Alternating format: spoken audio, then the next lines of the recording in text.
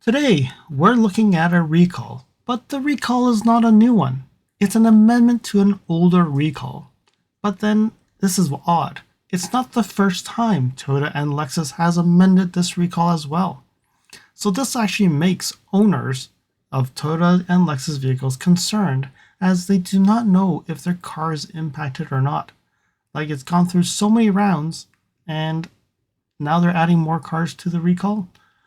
Let's look at this amended recall and dig deeper on what happened and what is happening. Let's get to it.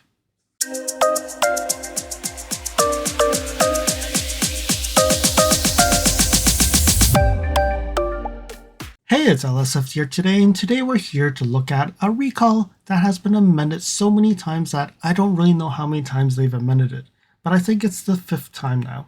So before we look at the defect report, let's look at the press release on what are they amending in today's recall. So Toyota is amending and expanding a previously announced safety recall involving fuel pumps. And it was first announced January 13th, 2020. So that is like 5 years ago. And they've amended on March 4th, October 28th, so the 3rd time, December 18th, 4th time, and now again January 22nd, 2025. So the 5th time. The amendment recall now includes certain Toyota and Lexus vehicles produced between July 2017 to September 2019. And it adds approximately 858 vehicles in the United States. So when you look at it, 858, not a lot. The models and the model years of these include a lot of vehicles. So 858, so probably a few per each, I don't know. But 2013 to 2015 LS 460s, 2015 to 15 GS 350s, 2014 to FJ Cruiser and the ISF.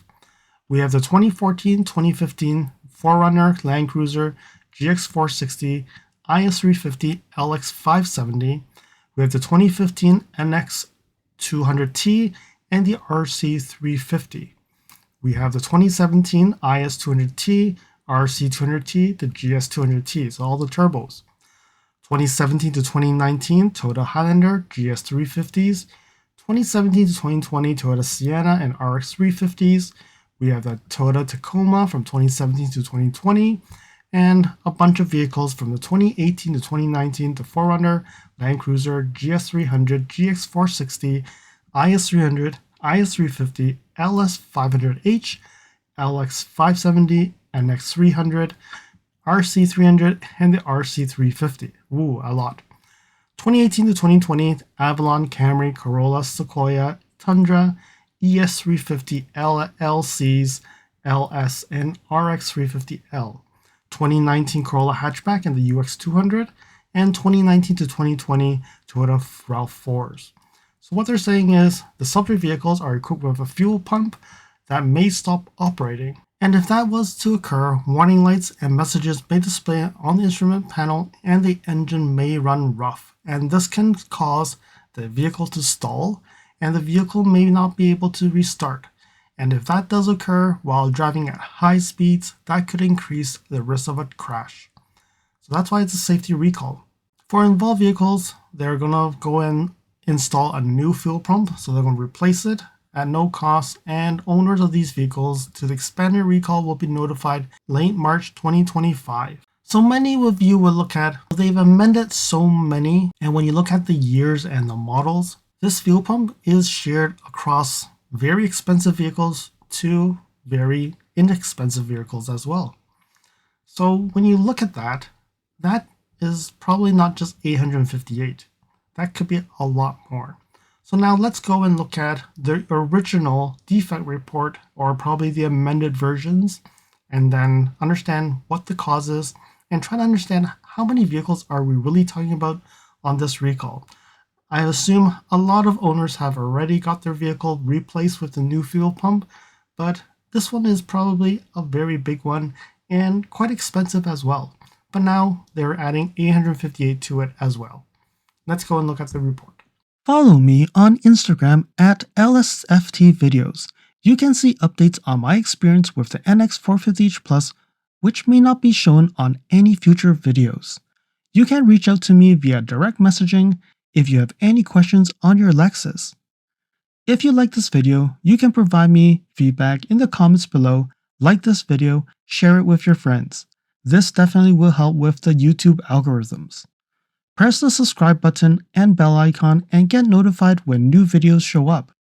And lastly, if you want to support me further, you can provide me a super thanks, or visit my Amazon storefront before you purchase anything from Amazon, and or you can purchase products from the list on the items that I've been using with my vehicle or at home at no extra cost to you.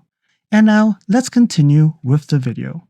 So what we're seeing here is January 2020. This is the first defect information report, and I'm not going to go through this one. The only thing I'm going to go through is you can see the models that they're saying, and the number of cars that are impacted is about 695,000 vehicles. Okay, so this was the original recall back in 2020 January. So then in March, they did a first amendment. So they did an amendment, and you can see that they've added more cars to this recall, and the list continues. Then you can see here they've added a lot more. So now they're at 1.8 million vehicles. I'm assuming that this 695 add on top, they added probably another 1.1 or 1.2 million vehicles. And then in March, they came back and said, oh, there's more. So they added another 42,000 GSs in it. So it's 1.8 million vehicles that are recalled. So in April, they made another amendment, but this one is really related to how many field reports and how many warranty claims that have received already. So that's just another amendment to correct some data that they had in the previous document. And then on October, you can see here we have a new October 28, 2020. They have another amendment. And when you look at this one, they actually added 1.5 million vehicles. So the original 1.8 plus the 1.5 brings it to 3.3 million vehicles being recalled. That is quite significant. One more. So in December, they did another amendment. This time it's not adding like another 600,000, but what they've done is they had some issues with the Sequoia, Tacoma, and Tundra. So they originally reported in October. So the Sequoia had 14,634. Now with the new one, they've added 100 more. And then when you look at the Tacoma, 502, they've added just a few hundred more here. And the Tundra, they had 105, and now when you look at it, it's 113. So they added a few thousand here. So now this is the final number up to December 2020, 3.3 million vehicles. So now when you come back to this one, you can see that they've added another 858, which is not that much more. But again, when you look at it, 5 years before they issue this recall, and when you look at it, they're still adding 858 more. So I don't know. Are we going to see more? I hope not, but this should end. I'm hoping that it will end. You can see here, most of the Lexus and Toyota vehicles are in this list already. So if you're driving an older model, are you concerned that your fuel pump has not been recalled, but you may have the same issue? I hope that is not the case. But let's go and see now more information about the recall.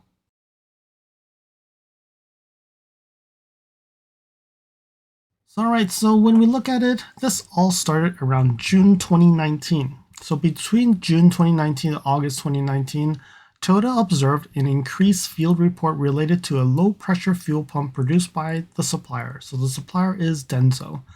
These reports indicate that the customers allege rough engine running, engine no start, and or they've actually lost motive power while driving at low speed, less than 20 miles per hour.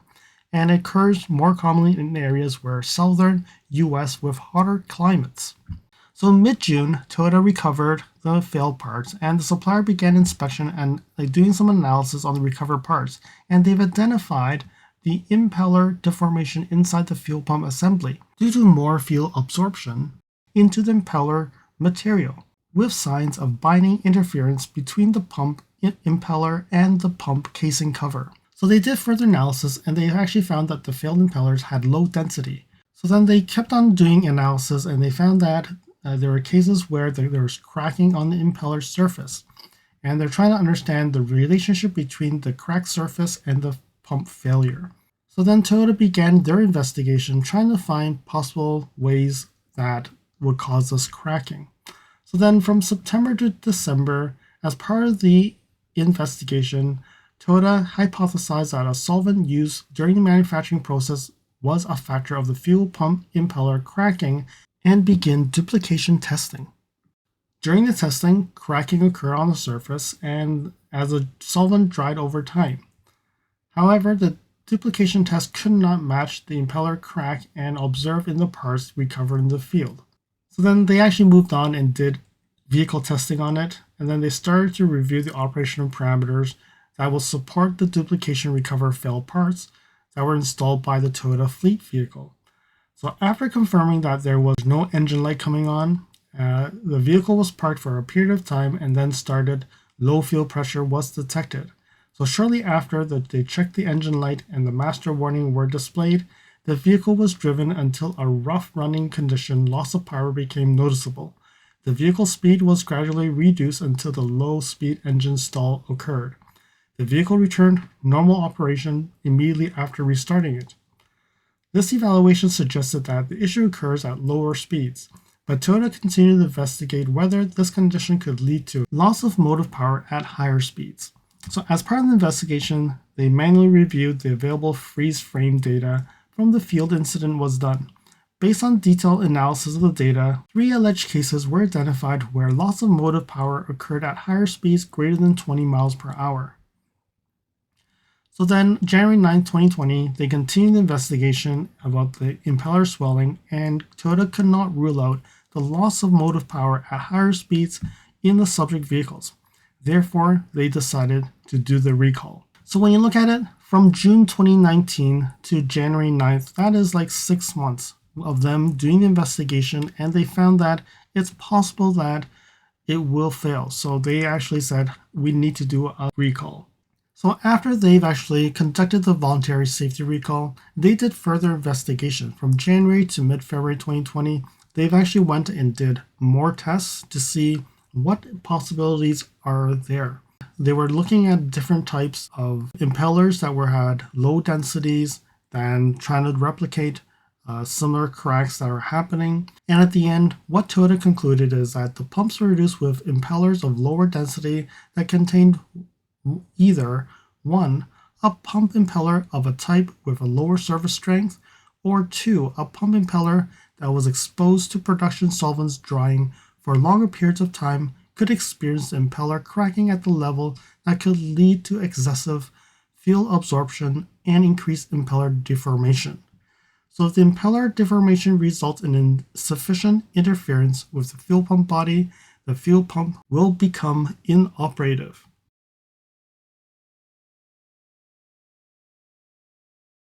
So then in parallel, what they actually did was they also tested hybrid vehicles, because if you notice, not that many hybrid vehicles were actually recalled here. So what they're saying is, they say that Toyota has investigated and confirmed that a fail-safe driving mode would occur in hybrid vehicles. If this condition happens, the fail-safe driving mode will occur and you will actually not just suddenly stall. But then they were doing testing and they actually put in an inoperative fuel pump and tested it on those vehicles. But during the testing, they observed that the LS500H and the LC500H could potentially experience a ready-off condition instead of entering a fail-safe driving mode under specific circumstances. So then they further looked at the hybrid system design and they figured that the LS500 and the LC500H, they actually may not get into this fail-safe because it uses more electricity from the battery and less of the engine in that design.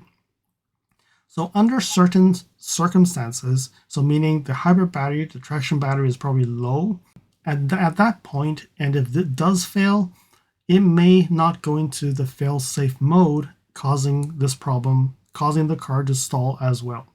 So that's why they've actually are recalling the LS500H and the LC500H, and that's probably another item that they added to one of the amendments. So that's what has happened, and we know that a lot of fuel pumps have been recalled. So now let's look at the status.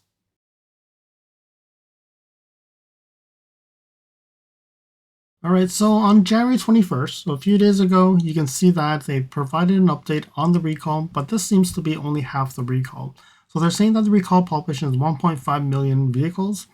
There's 1.3 that has already been remediated, but you click at it, 2021 to 25, so it's been 4 years. And when you look at it, 200,000, 800,000, 1 million, it seems like they stalled a little bit in 2021, and then you can see that it has slowed down. From 2022 to 2025, 3 years, they've only done another like 150,000 vehicles. In addition to the 800 they're recalling today, there's still 43,000 that they have not been able to reach. And then when you look at it, there's 28,000 that have been totally removed. So what does that mean? It means that the product has been scrapped, stolen, or has been exported. So there's no way for them to fix this in the United States. So there we have it, 858 more vehicles added to this 3 point something million vehicle list. Great that we're seeing that a lot of it is being repaired already. But the biggest concern is, are there going to be another amendment shortly after this? I hope not. And I don't know how much of the 858 are already still on the road or they are no longer on the road. And at the time of recording, I do not see this recall in Canada, so which means at this point, there is no amendment to vehicles in Canada. I hope that you found that this video was informative, and until next video, drive safely. Thank you for watching. If you liked this video, please comment, like, share this video, and if you want to see more videos like this, you can subscribe to my channel and press that bell icon to get notified when new videos are posted. And if you'd like to support this channel, you can provide me a super thanks. And until next time, cheers.